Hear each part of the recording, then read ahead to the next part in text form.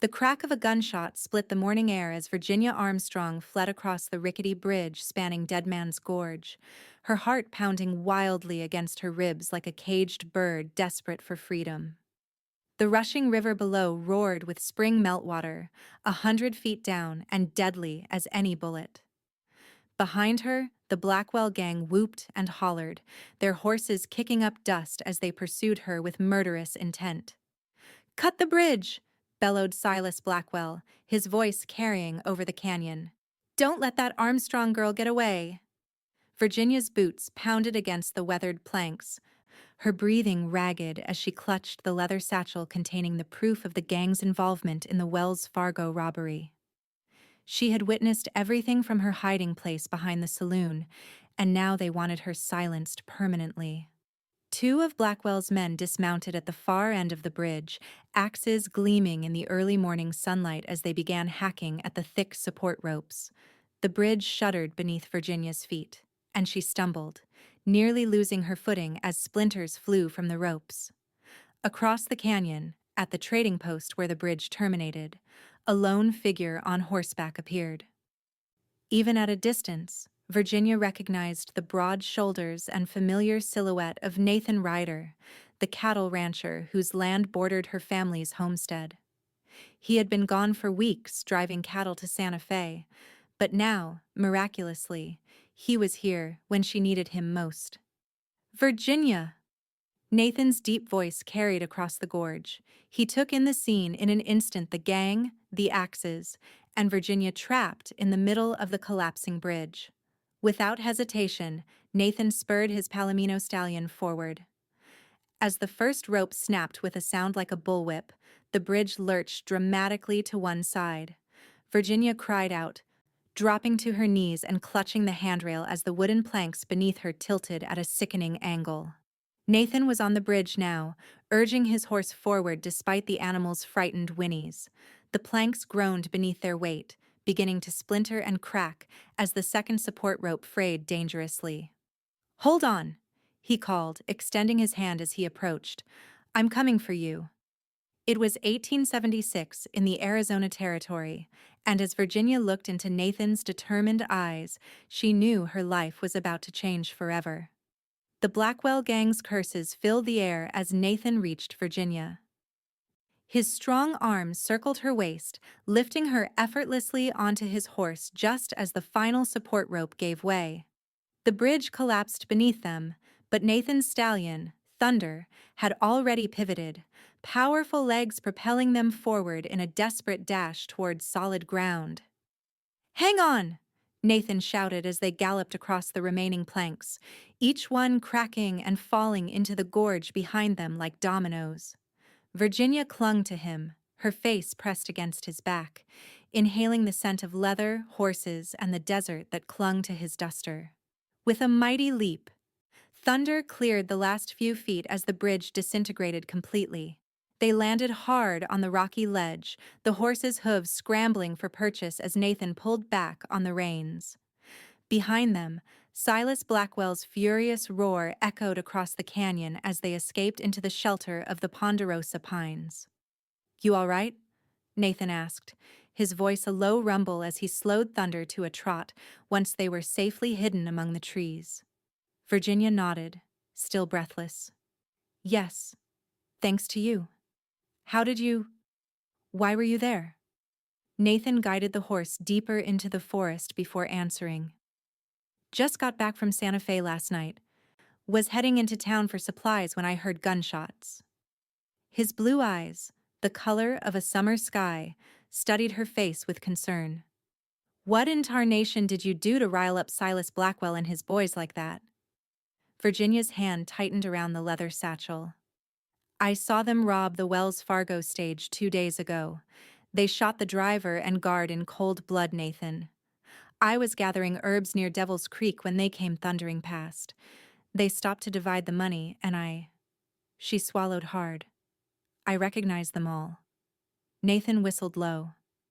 "And they spotted you?" "Not then, but yesterday. I went to Sheriff Taylor with what I'd seen." Virginia's voice hardened. "Turns out the sheriff's been in Blackwell's pocket all along. He pretended to write down my statement, then sent me home. This morning, Blackwell and his men showed up at our farm. Pain flashed across her face. They shot Pa. Nathan. Just rode up and shot him when he came out to meet them. Ma and the young ones were still sleeping, thank God. I grabbed Pa's revolver and this. She patted the satchel. And ran. They chased me all the way to the bridge. Nathan's jaw tightened. Is your Pa? I don't know, Virginia whispered, tears finally breaking free and streaming down her dirt-streaked face. He wasn't moving when I looked back. Nathan was silent for a moment, then said firmly, We'll circle back to check on your family, but not by the main roads. Blackwell will have men watching them now. What's in that satchel that's worth dying for? He asked as they continued through the trees, following a game trail that only someone intimately familiar with the territory would know existed. Virginia opened the leather bag and withdrew a leather-bound ledger. This is what Pa took from the bank last month when Mr. Prescott was killed.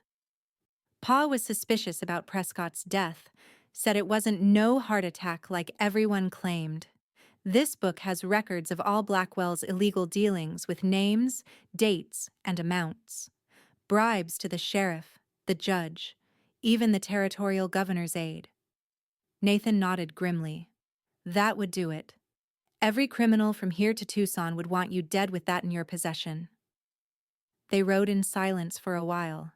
The only sounds the soft thudding of thunder's hooves on the forest floor and the occasional call of a bird overhead. Virginia was acutely aware of Nathan's solid presence in front of her, of his broad back and the strength in the arm that had pulled her from certain death. She had known Nathan Ryder for most of her 20 years. Their families' homesteads bordered each other, and in the harsh Arizona territory, neighbors relied on each other for survival. But Nathan had always been somewhat of a mystery, a quiet, intense man 4 years her senior, who kept largely to himself, except when helping neighbors with cattle drives or barn raisings. We'll reach my line cabin by sundown, Nathan said eventually, breaking the silence. It's well hidden. You'll be safe there while I check on your family. Virginia stiffened. I'm coming with you. Too dangerous, Nathan replied firmly. Blackwell's men will be watching your place. I can move faster and quieter alone. They're my family, Virginia insisted, her voice trembling with a mixture of fear and determination. Nathan turned slightly in the saddle to look at her, his expression softening. I know that, Virginia. And I promise, I'll bring them to you if they're all right. But you've got something Blackwell wants. Something that could bring him down. If you're captured or killed, your pa's death would be for nothing. The blunt truth of his words hit Virginia like a physical blow. She slumped against his back, suddenly exhausted by fear, grief, and the dawning reality of her situation. All right, she conceded quietly. But if you're not back by morning, I'm going after them myself. Nathan's low chuckle vibrated through his back. Wouldn't expect anything less from Thomas Armstrong's daughter. As the sun began its descent toward the western horizon, painting the landscape in hues of gold and amber, they reached a small, well-built cabin nestled in a hollow, surrounded by dense pine forest. A small creek burbled nearby, and a corral stood empty beside the structure. It was the perfect hideout invisible from any distance, with good water and multiple escape routes. Home sweet home, Nathan said, dismounting smoothly and reaching up to help Virginia down.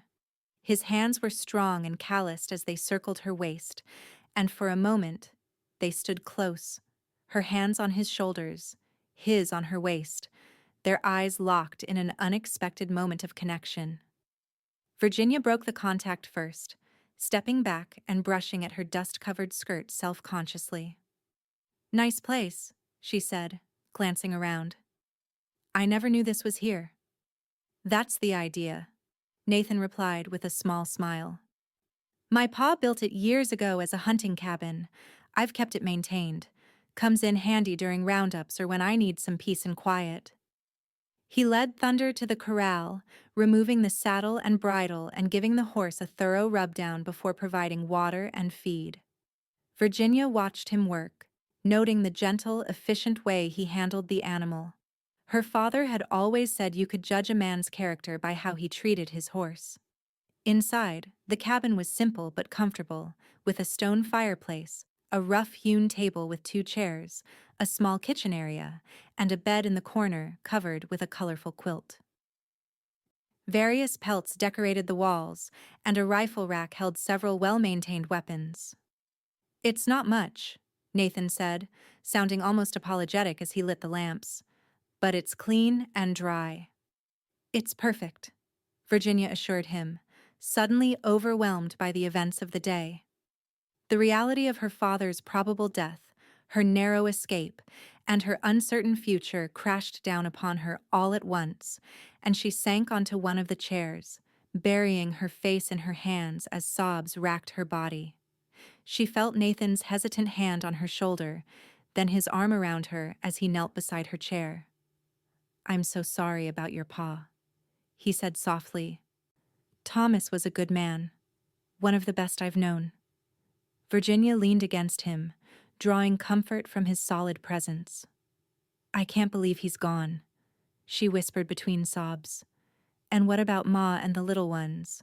Jenny's only 6, Nathan, and Bobby's just turned 10 last month." "I'll find them," Nathan promised, his voice fierce with determination. "And I'll make sure they're safe." When her tears finally subsided, Nathan built a fire and heated some beans and coffee. The simple meal was a welcome comfort after the harrowing day. As night fell, Nathan prepared to leave, checking his weapons and gathering supplies. "There's extra blankets in the trunk," he told her, strapping on his gun belt, "and plenty of food in the root cellar beneath the floor. Bar the door behind me, and don't open it for anyone but me. The signal will be 3 knocks, a pause, then 2 more." Virginia nodded, committing the signal to memory. "Be careful, Nathan. Blackwell has at least 10 men riding with him." "I'll be back by dawn if all goes well," he replied, his hand lingering on the doorknob. He hesitated, then added, "If I'm not back by noon tomorrow, there's a map in that drawer showing a route to the Prescott Rangers outpost. It's a 3-day ride, but they're honest men who don't take bribes." With that sobering contingency plan hanging in the air between them, Nathan slipped into the darkness, his form quickly swallowed by the night. Virginia barred the door as instructed and sat by the fire, the ledger open on her lap as she read through the damning evidence against Silas Blackwell and his corrupt network. According to the meticulously kept records, Blackwell had been running a criminal empire for years, using cattle rustling, stagecoach robbery, and extortion to amass wealth and power, while using that same wealth to buy the silence or cooperation of local officials. The hours crawled by with excruciating slowness. Virginia dozed intermittently in the chair, jerking awake at every sound from the forest outside. By the time the first gray light of dawn filtered through the cabin's single window, she was exhausted but alert, her father's revolver never far from her hand. Morning came and went with no sign of Nathan. As the sun climbed higher in the sky, Virginia's anxiety grew. She paced the small cabin, alternating between peering out the window and checking the clock on the mantel. By 11, she had made up her mind if Nathan didn't return within the hour, she would follow the map to Prescott, but not before checking on her family herself. At precisely 11:45, just as Virginia was gathering supplies for her journey, the signal sounded at the door, 3 knocks, a pause, 2 more. She rushed to unbar it, relief flooding through her as she saw Nathan standing there, tired and dusty but whole. But her relief turned to confusion when she saw he wasn't alone. Beside him stood a slender woman with graying hair and 2 children, a boy and a girl, their faces smudged with dirt and lined with exhaustion. "Ma!" Virginia cried, rushing forward to embrace her mother. "Jenny! Bobby! Thank God you're all safe. Tears flowed freely as the family reunited. Once inside with the door barred again, Nathan explained what had happened. "I got to your homestead just after midnight," he said, accepting a cup of coffee from Virginia with gratitude. "Blackwell's men had been there, all right. The house was ransacked but empty. I tracked sign leading into the woods behind your property and found your family hiding in that old hunter's shelter by Willow Creek. Thomas told us to run if anything happened to him," Margaret Armstrong said, her voice hollow with grief. "He made us practice the route to the shelter. When those men shot him and Virginia ran, I gathered the children and we followed his instructions." Her hands trembled around her coffee cup. "Is he truly gone?" Nathan nodded solemnly. "I'm afraid so, Mrs. Armstrong. I checked on my way back from finding you. They burned the farmhouse with him inside." Virginia stifled a cry of horror, and her mother closed her eyes briefly, tears streaming silently down her weathered cheeks. Little Jenny began to sob, and Bobby put his arm around his sister, his young face set in an expression no child should have to wear. "What do we do now?" Margaret asked after a moment, straightening her shoulders with the resilience that frontier life demanded. "First, we rest," Nathan decided. "We're all exhausted, and we'll think clearer after some sleep. Then we need to get that ledger to someone who can use it to bring Blackwell down someone outside his sphere of influence." "The Prescott Rangers?" Virginia suggested, remembering the map. Nathan shook his head. "Too far, and Blackwell will have men watching all the main trails. I'm thinking we head to Fort McDowell. The Army commander there, Colonel Jameson, is an honest man who despises corruption. He's also got enough soldiers to arrest Blackwell and his whole gang." "But that's still 2 days' ride," Virginia pointed out. "And there's 5 of us now, with only 1 horse." "Actually," Nathan said with a slight smile, "I've got 3 horses hidden in a box canyon about a mile from here. I brought them up last month for the spring roundup and never took them back down. They're not as good as Thunder, but they'll carry us to the fort." That decided, they arranged sleeping quarters as best they could. Nathan insisted the Armstrong family take the bed, while he would keep watch from a chair near the door. Virginia's protests that he needed sleep too were met with a firm head shake. "I'll catch some rest this afternoon," he promised. "For now, you all sleep. You're safe here." Despite her exhaustion, Virginia found sleep elusive. She lay beside her mother and siblings, listening to their steady breathing as they succumbed to exhaustion, her mind racing with images of her father, the bridge collapse, and Nathan's unwavering courage in the face of danger.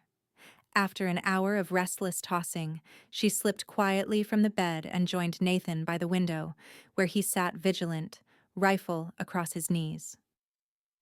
"You should be sleeping," he murmured as she settled onto the floor beside his chair. "Can't," she admitted. "Every time I close my eyes, I see Pa falling, or that bridge giving way beneath me." Nathan's hand found hers in the dim light, his calloused fingers warm and reassuring as they closed around her smaller ones. "I'm sorry about your Pa, Virginia. Thomas was a friend. He taught me how to track deer when I first came to these parts." "I didn't know that," Virginia said softly. "There's a lot we don't know about each other," Nathan replied, his thumb tracing absent patterns on the back of her hand. "Been neighbors for years, but we've never really talked much, have we?" Virginia shook her head, suddenly aware of how little she truly knew about the quiet rancher who had risked his life to save hers. "Why did you do it?" she asked. "Ride onto that bridge when it was collapsing? You could have died." Nathan was silent for so long that Virginia thought he might not answer. Finally, he said, "Couldn't just stand by and watch you fall. Not when there was a chance I could reach you in time." "But why?" she persisted, needing to understand. His blue eyes met hers, steady and sincere. "Because you're Virginia Armstrong. Because you've always been the brightest thing in this valley. Because I've watched you grow from a gangly girl who could outride most men to the woman you are now. and I couldn't bear the thought of a world without you in it." His words hung in the air between them, heartfelt and unexpected. Virginia felt her cheeks warm, and she looked down at their joined hands, uncertain how to respond to such a declaration. "I'm sorry," Nathan said, misinterpreting her silence. "That was too forward of me.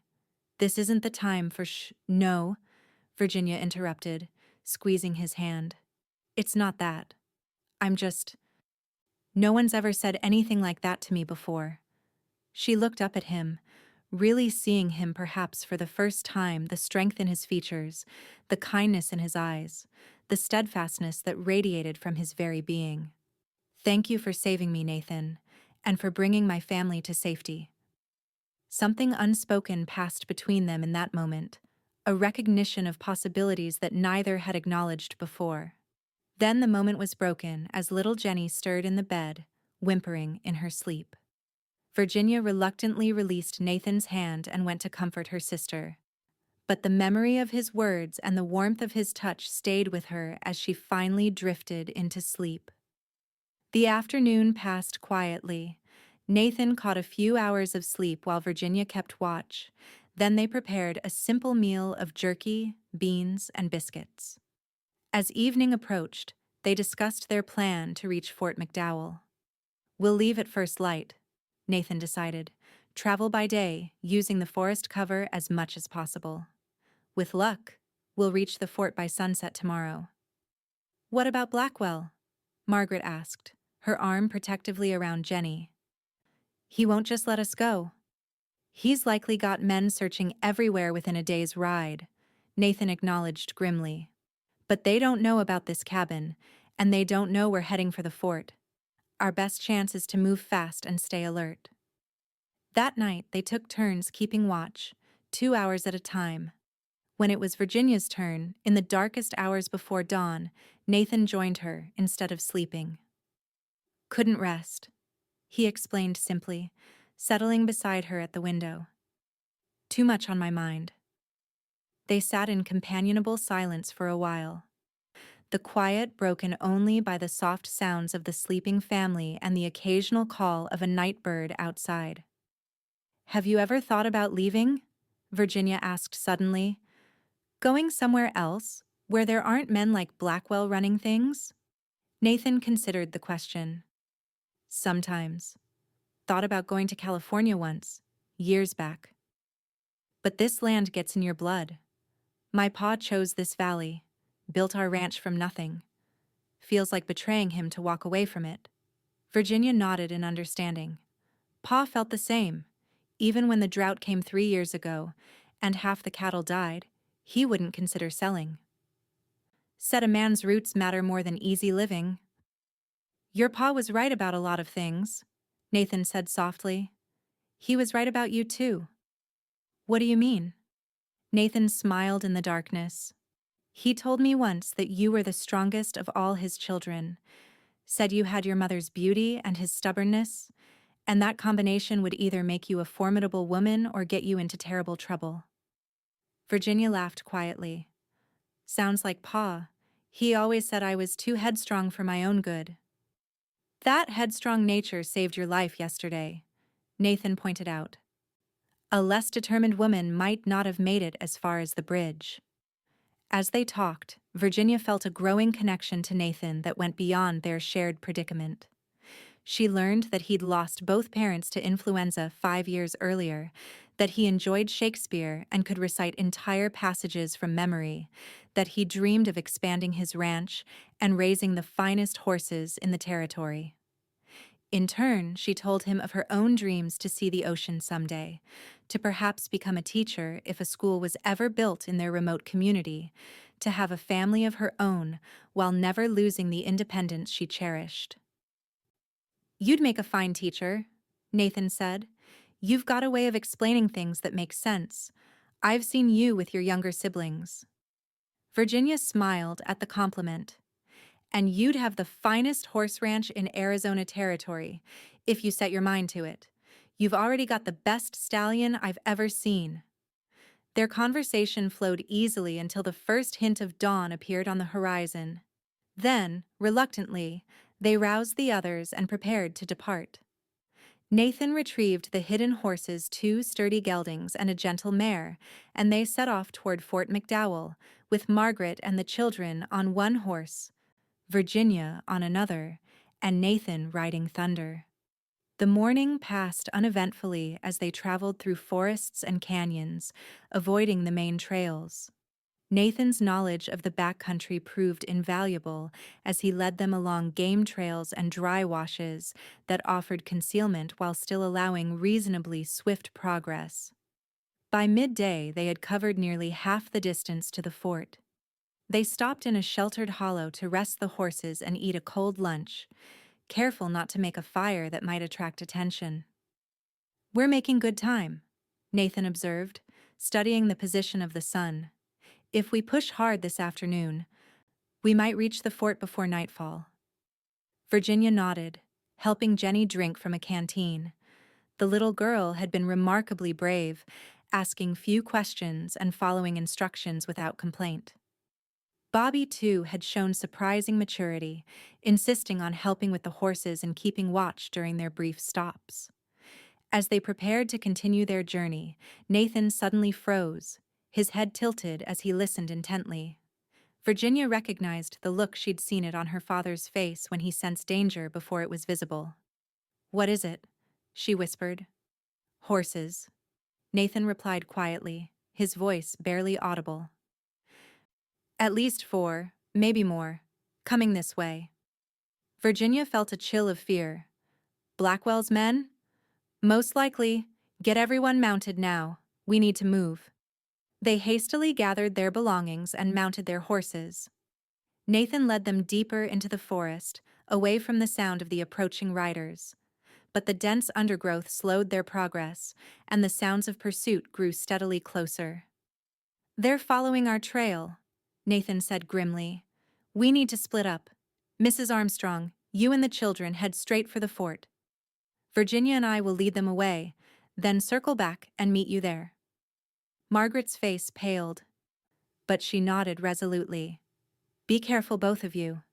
Virginia, mind what Nathan tells you." After quick embraces and tearful goodbyes, Margaret and the children continued through the forest, while Nathan and Virginia turned their horses toward a rocky ridge where they could leave a more obvious trail for their pursuers to follow. "This way," Nathan directed, leading Virginia out of the trees and across an open meadow, deliberately leaving tracks that even an amateur could follow.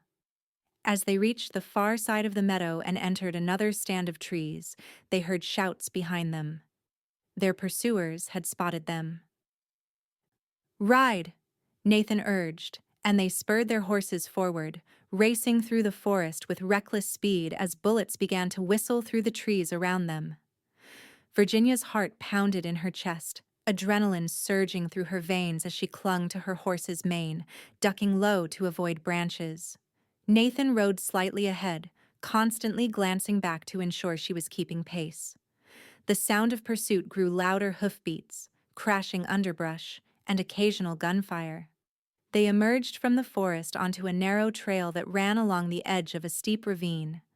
The path was barely wide enough for a single horse, forcing them to ride in single file with a sheer drop on one side and the forest wall on the other. "There's a stream crossing ahead," Nathan called back to her. "We can lose them in the water." But before they could reach the stream, a rider appeared on the path ahead of them, cutting off their escape. Behind them, more of Blackwell's men emerged from the trees, effectively trapping them on the narrow ledge. "End of the line, Miss Armstrong," called a familiar voice. Silas Blackwell himself rode forward, a revolver pointed casually in their direction. "You've led us on quite a chase, but it ends here. Hand over that ledger, and I might let you live." Virginia and Nathan exchanged glances, silently assessing their options. There were 6 men altogether, Blackwell, 3 behind them, and 2 ahead on the path. Too many to fight. Nowhere to run.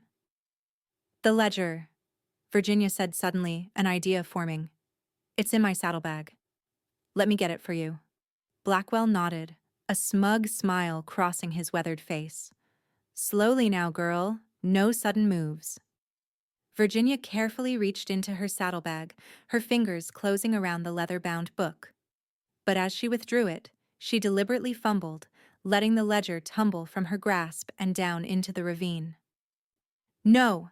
Blackwell shouted, his face contorting with fury as he watched the evidence against him disappear into the brush far below. "You stupid girl!" In the moment of distraction, Nathan drew his revolver with lightning speed, firing 3 rapid shots that dropped 2 of Blackwell's men.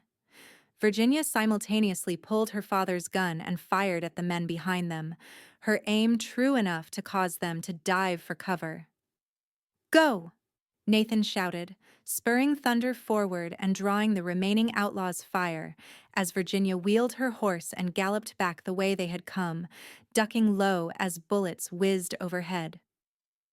She heard hoofbeats behind her and risked a glance back to see Nathan following, exchanging fire with their pursuers as they fled. They plunged back into the forest, using the trees for cover as they put distance between themselves and Blackwell's men. After nearly an hour of hard riding, with no sounds of pursuit for the last 20 minutes, Nathan finally signaled for them to slow down. They brought their lathered, exhausted horses to a walk, listening intently for any sign they were still being followed. "I think we lost them," Nathan said at last, his voice tight with contained tension. "For now, at least. But they'll keep looking. We need to reach the fort before nightfall." Virginia nodded, still breathing hard from their frantic escape. "Do you think Ma and the children made it?" "They had a good head start, and Blackwell's men were focused on us," Nathan reassured her. "Your mother is a capable woman. She'll get them there safely." They rode in silence for a while, taking a roundabout route toward Fort McDowell that Nathan assured her would be harder to track. As they rode, Virginia thought about the ledger, now lost in the ravine. "I'm sorry about the ledger," she said eventually. "It was our only proof against Blackwell." Nathan surprised her with a smile. "Was it?" He reached into his saddlebag and pulled out an identical leather-bound book. "Your father gave me this copy months ago, asked me to keep it safe. Said if anything ever happened to him, I should make sure it got to the right authorities." Virginia stared at him in astonishment. "You had it all along? Why didn't you say something?" "Wasn't sure how much you knew," Nathan explained, "and I didn't want to risk anyone overhearing us at the cabin. The fewer people who knew about it, the safer it was." Relief washed over Virginia, followed quickly by gratitude. "Pa trusted you that much?" Nathan nodded, his expression solemn. "He was a good judge of character. Said if there was one man in the territory he'd trust with his family's lives, it was me." He paused, then added softly, "I aim to be worthy of that trust, Virginia." The sincerity in his voice touched something deep inside her. In that moment, as they rode side by side through the dappled forest light, Virginia realized that her feelings for Nathan had transformed over the past 2 days from neighborly respect to something much deeper and more complex. Late in the afternoon, they reached a ridge overlooking Fort McDowell. The sight of the American flag flying over the wooden buildings brought tears of relief to Virginia's eyes. As they approached the fort, they were met by mounted soldiers who escorted them inside after hearing their names. "Mrs. Armstrong and the children arrived safely 2 hours ago," the sergeant informed them. "Colonel Jameson is waiting to speak with you." The reunion with her family was joyful, with tears and embraces all around. Colonel Jameson, a tall, distinguished man with a silver mustache and keen eyes, listened gravely to their story and examined the ledger with growing outrage. "This is the evidence we've been waiting for," he declared. "Blackwell's corruption has been suspected for years, but no one has been able to prove it, until now." He looked at Virginia with respect. "Your father was a brave man, Miss Armstrong. His sacrifice won't be in vain." That evening, after they had bathed, eaten a proper meal, and been provided with quarters in the fort, Virginia found Nathan standing alone on the parade ground, staring up at the stars that were beginning to appear in the twilight sky. "Penny for your thoughts?" she asked, joining him. Nathan turned to her with a small smile. "Just thinking about what comes next. Colonel Jameson is sending a full company after Blackwell at dawn. With the evidence in that ledger, he'll hang for murder and a dozen other crimes." "And us?" Virginia asked quietly. "What comes next for us?" The question hung in the air between them, loaded with unspoken possibilities. Nathan turned to face her fully, his blue eyes intent on hers. "That depends," he said carefully. "Your home is gone, but your family is safe. You could start over anywhere. Prescott, Tucson, even California if you wanted that ocean you talked about." "And you?" she prompted when he fell silent.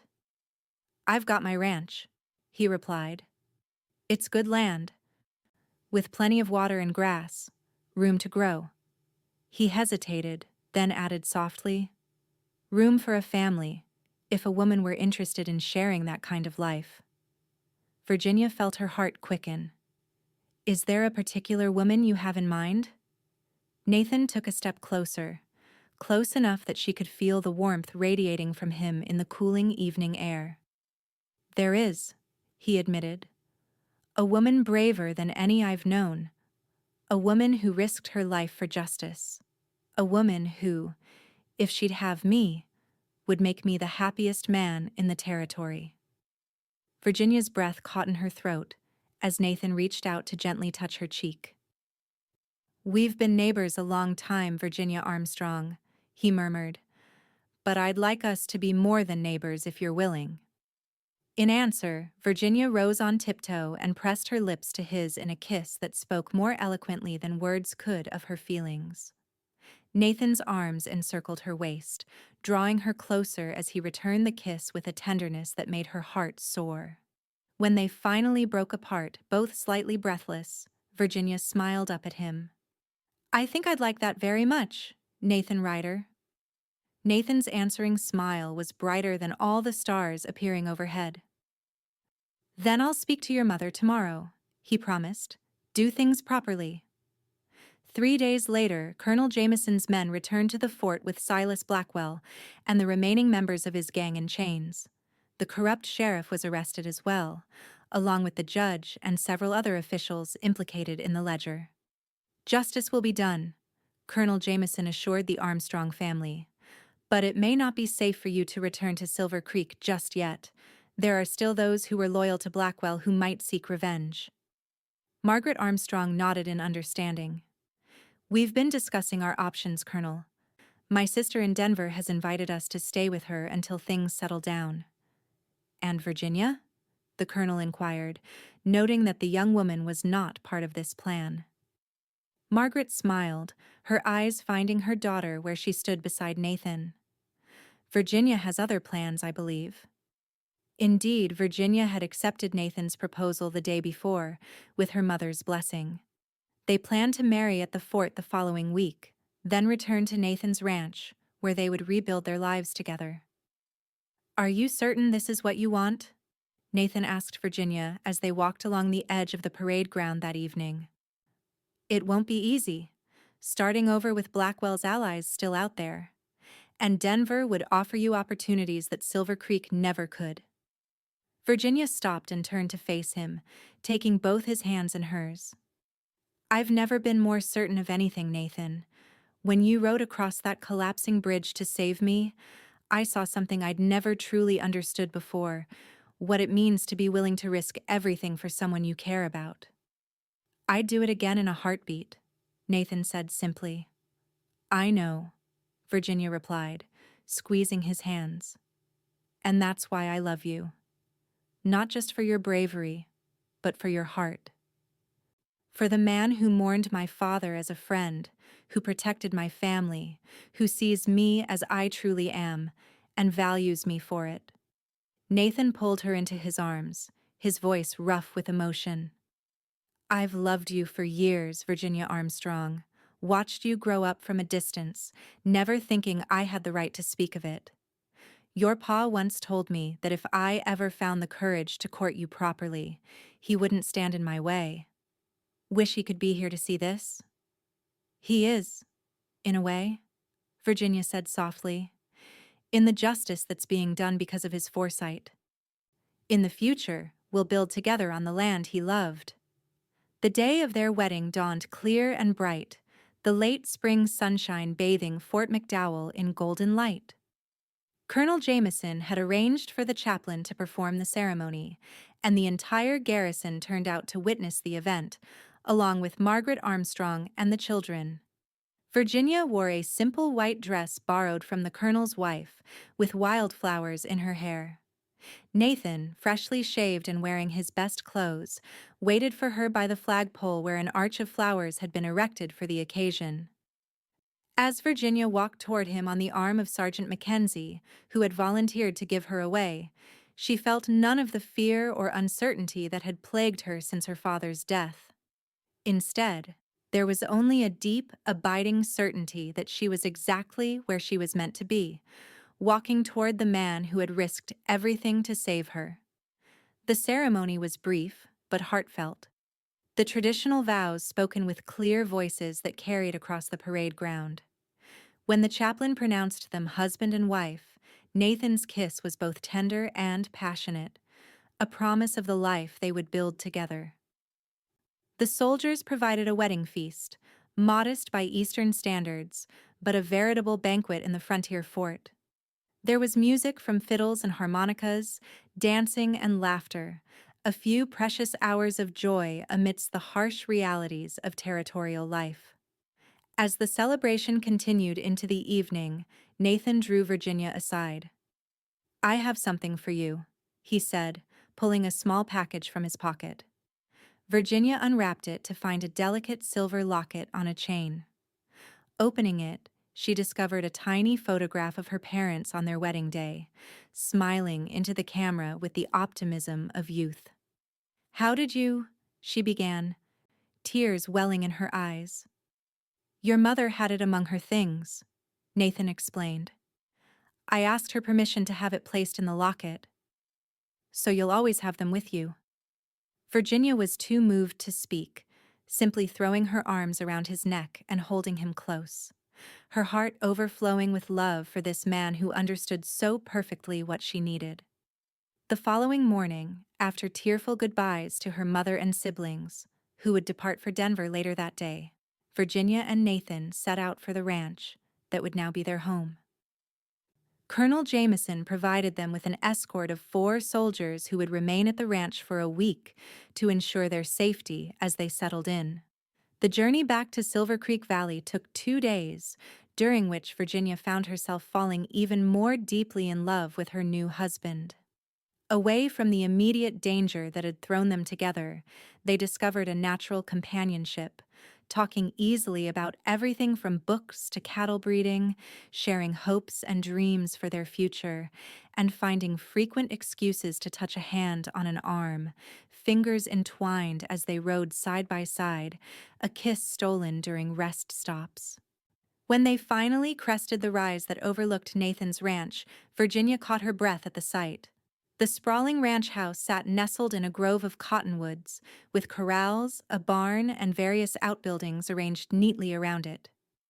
Beyond stretched rolling grasslands dotted with cattle, and in the distance, the blue mountains that marked the boundary of their territory. "It's beautiful," she said sincerely. Nathan's arm slipped around her waist. "It's home," he said simply. "Our home now." As they rode down to the ranch, several ranch hands emerged from the bunkhouse, waving in welcome.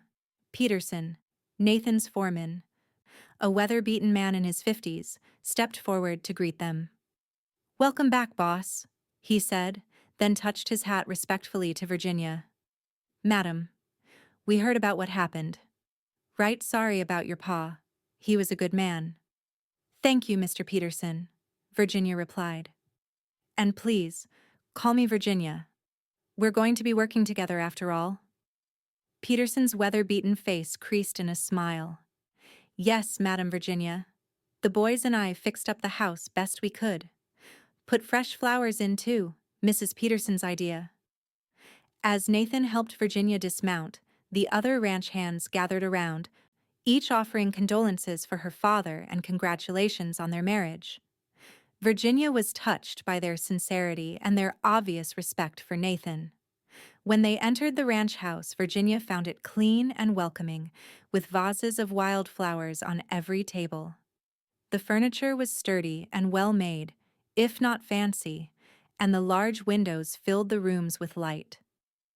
"It's not what you're used to," Nathan said, suddenly seeming uncertain. "But we can make changes. Get new furniture if you'd like. Maybe curtains." Virginia silenced him with a kiss. "It's perfect," she assured him. "It already feels like home." That night, after the soldiers had been settled in the bunkhouse and a hearty dinner shared with Peterson and his wife, Virginia and Nathan were finally alone. As husband and wife, they discovered a passion for each other that matched the intensity of their shared experiences, their love finding physical expression in the privacy of their bedroom. Afterward, lying in Nathan's arms with her head on his chest, listening to the steady beat of his heart, Virginia felt a contentment she had never known before. Despite the tragedy that had brought them together, despite the dangers they had faced and might still face, she knew with absolute certainty that this was where she belonged. "What are you thinking?" Nathan asked softly, his fingers tracing lazy patterns on her bare shoulder. Virginia smiled in the darkness. "I was thinking about that bridge," she said. "How something that was falling apart brought us together." Nathan's arms tightened around her. "I've been thinking about rebuilding it," he admitted. "Not the old one, that gorge is too wide. But there's a narrower spot a mile upstream where we could put a stronger bridge, connect our lands properly." "I'd like that," Virginia said. "A bridge between past and future." In the weeks that followed, they settled into life together with a harmony that seemed miraculous given the circumstances of their union. Virginia took to ranch life with enthusiasm, learning the business side from Nathan while applying her own knowledge of animal husbandry, gained from years on her family's farm. News came from Denver that her mother and siblings were settling in well, with Bobby enrolled in school and Margaret finding work as a seamstress. Colonel Jameson wrote to inform them that Silas Blackwell and his key associates had been tried and hanged for their crimes, though a few of his men remained at large. With the immediate threat removed, Virginia and Nathan began to plan for the future. They would expand the ranch, breeding horses as well as cattle. They would build a school in Silver Creek for the growing number of families settling in the valley. And someday, they would have children of their own to inherit the legacy they were creating. 6 months after their wedding, as autumn painted the valley in shades of gold and crimson, Nathan took Virginia to see the new bridge he had built with the help of his ranch hands and neighbors. It was a sturdy structure of thick timber and iron supports, wide enough for a wagon to cross comfortably, connecting what had been Armstrong land with the Ryder Ranch. "It's wonderful," Virginia said, walking out onto the bridge and admiring the view of the river below, now calm and peaceful in its banks. "Pa would have loved it." Nathan joined her, leaning on the railing beside her. "I've been thinking," he said. "The Armstrong land is still yours by right. We could rebuild the homestead, maybe set up a horse breeding operation there." "And call it the Armstrong Ryder Ranch?" Virginia suggested with a smile. "Exactly." Nathan turned to face her, taking her hands in his. "I want our children to know both sides of their heritage, the Armstrong courage and the Ryder determination." Virginia's smile widened. "Our children," she repeated softly. "Eventually," Nathan amended, "when we're ready." Virginia placed one of his hands on her still flat stomach. "How about in about 7 months?" she asked, her eyes sparkling with joy. Nathan stared at her in wonder, then let out a whoop of delight that echoed across the canyon. He lifted her in his arms and spun her around, both of them laughing with pure happiness. "A baby," he said in awe when he finally set her down. Our baby. Virginia nodded, her own joy mirrored in his face. The doctor in town confirmed it yesterday. I wanted to surprise you here, on our bridge. Nathan kissed her deeply, pouring all his love and happiness into the embrace. When they finally parted, he kept his arms around her, protective and tender. The day I rode across that old bridge to reach you, he said softly, I had no idea I was riding toward my future, toward everything I never knew I wanted, until I found it with you. Virginia rested her head against his chest, listening to the strong, steady heartbeat that had become the rhythm of her life. And when those outlaws cut the bridge behind me, she replied, I thought it was the end. I never dreamed it was just the beginning. They stood together on the bridge between their past and their future, the late afternoon sun gilding them in light as the river flowed on below, constant and ever-changing like the love that had brought them together and would sustain them through all the years to come. When their son was born the following spring, they named him Thomas Nathan Ryder, in honor of the grandfather he would never meet. And as the years passed, the Armstrong Ryder Ranch became known throughout the territory for its fine horses, its prosperous cattle, and the bridge that stood as a symbol of the love that had defied death to build a future from the ashes of tragedy. The tale of how Nathan Ryder had ridden across a collapsing bridge to save Virginia Armstrong became legend in Silver Creek Valley, told and retold around campfires and at barn dances, growing more dramatic with each telling. But Virginia and Nathan knew the truth was even more remarkable than the legend that sometimes the greatest acts of courage lead not just to survival, but to a love strong enough to build bridges across any divide. And when their grandchildren asked them years later if they had been afraid that day on the bridge, Virginia would always smile at Nathan before answering, Of course we were afraid, but sometimes the most important crossings in life are the ones that terrify us most.